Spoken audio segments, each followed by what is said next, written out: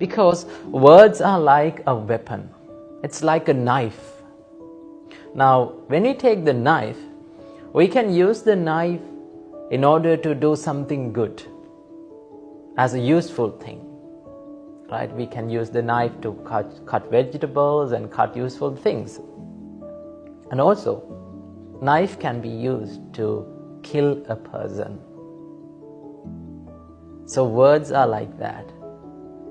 Words can heal the broken hearts of the people, as well as words can break the hearts of people. Sometimes words can lead someone's life to the death. So that is why Supreme Buddha said, never speak harsh words, rude words, angry words. If you speak angry words, what is the result?